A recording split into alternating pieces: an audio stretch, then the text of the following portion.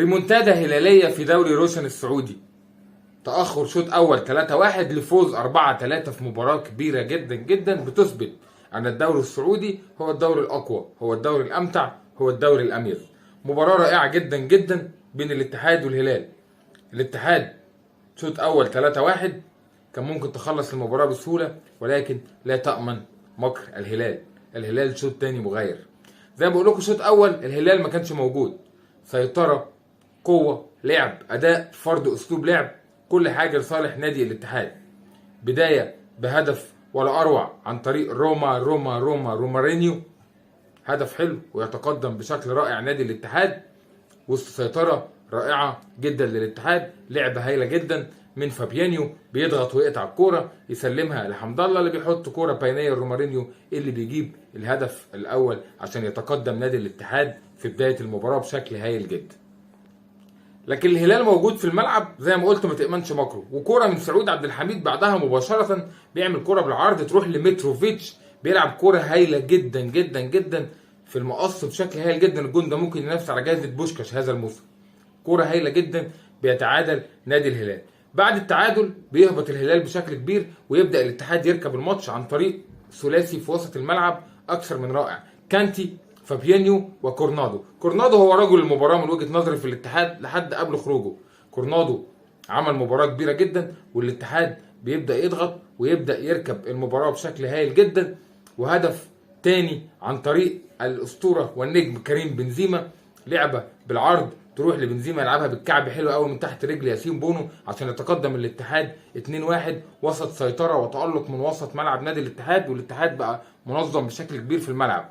تخلص على كده؟ لا، ما تخلصش على كده. ومن غلطه من سافيتش بيلعب كوره حاول يشتت الكوره كده تروح لصالح حمد الله في الستة ياردة، بيحطها بشكل هايل جدا على شمال بونو عشان تبقى النتيجه 3-1 والاتحاد يخرج بالشوط الاولاني متميز ومتالق وخارج المباراه انتهت. والجميع قال ان الشوط الاول الاتحاد انهى المباراه تماما. زي ما بقول لكم الاتحاد كان مسيطر بالطول والعرض على المباراه بشكل كبير عشان يخلص الشوط الاول 3-1 لنادي الاتحاد. زي ما بيقولوا الشوط الثاني شوط المدربين. الشوط الاول شوط اللاعبين والشوط الثاني شوط المدربين. تغييره ذكيه جدا من جيسوس مدير الفني الهلال، بيخرج كانو اللي مشفناهوش خالص في الشوط الاولاني وبينزل ميشيل بينزل بيقلب المباراه راسا على عقب. وغير ميشيل ياسين بونو. في بدايه الشوط الثاني الاتحاد نازل ضاغط، الاتحاد نازل لاعب.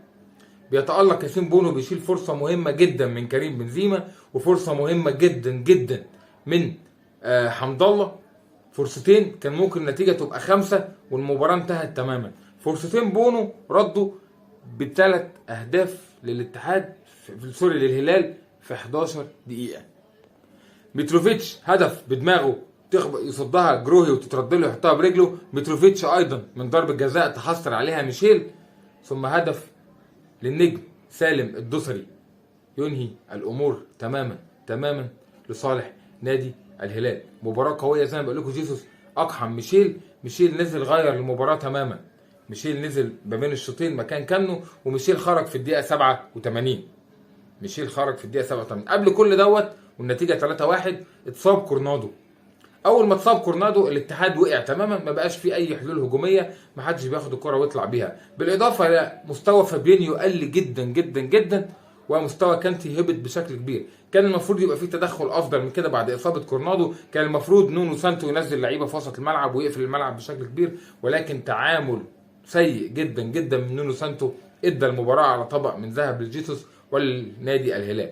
زي ما بقول لكم متروفيتش ما حدش كان قادر عليه. الراجل عادي يعمل تغييرات دفاعيه بعد كده نونو سانتو عشان يحاول يسيطر على متروفيتش، ولكن زي ما بقول لكم ميشيل قلب المباراه. الشوط الثاني مغاير تماما. سافيتش عمل مباراه عالميه الشوط الثاني. الشوط الاول ما كانش موجود، الشوط الثاني اكثر من رائع بصراحه. الهلال بيثبت انه فريق كبير، جيسوس بيثبت انه مدرب كبير وعنده خطه واثنين وثلاثه احداث المباراه. ما شاء الله الهلال فريق قوي جدا جدا جدا. لسه نيمار مش موجود حتى الان، ولكن الفريق ظابط اداؤه بشكل كبير. خساره كبيره لنادي الاتحاد، خساره صعبه جدا صراحه للاتحاد. نونو سانتو امام الهلال لعب 5 مباريات خسر ال5 مباريات. كان اقرب مباراه يكسب كانت مباراه النهارده.